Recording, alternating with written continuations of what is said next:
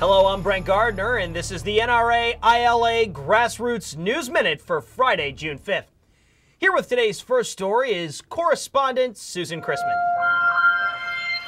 As we reported earlier this month, Senator Mike Crapo of Idaho and Senate Judiciary Committee Chairman Patrick Leahy of Vermont have introduced Senate Bill 941, the Bureau of Alcohol, Tobacco, Firearms, and Explosive Reform and Firearms Modernization Act of 2009 in the U.S. Senate.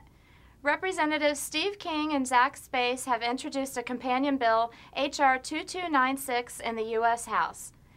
The bills would roll back unnecessary restrictions, correct errors, and codify long-standing congressional policies in the firearms arena.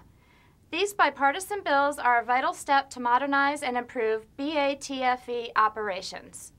These bills will totally rewrite the system of administrative penalties for licensed dealers, manufacturers, and importers of firearms so they are fair, while still allowing license revocation for the kind of serious violations that would block an investigation or put guns in the hands of criminals. This will help prevent the all-too-common situations where BATFE has revoked license for insignificant technical violations, such as improper use of abbreviations or filing records in the wrong order. Senate Bill 941 represents the first time such BATFE reform legislation has been introduced in the Senate. However, the House passed similar legislation in both the 109th and 110th Congress. Please be sure to contact your U.S. Senators and Representatives and ask them to co-sponsor and support S-941 and H.R. 2296. You can call your U.S. Senators at 202-224-3121 and your U.S. Representatives at 202-225-3121. Now back to you, Brent. Thanks, Susan.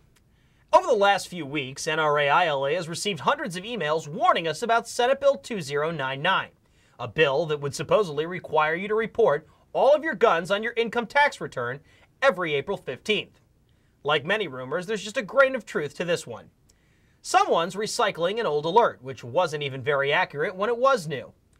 There actually was a U.S. Senate bill with that number that would have taxed handguns 9 years ago. It was introduced by anti-gun Senator Jack Reed, and it would have included handguns under the National Firearms Act's tax and registration scheme. This has nothing to do with anyone's 1040 form, of course. Fortunately, Senate Bill 2099 disappeared without any action by the Senate back when Bill Clinton was still in the White House. We reported about it back then, just as we report about new anti-gun bills every week.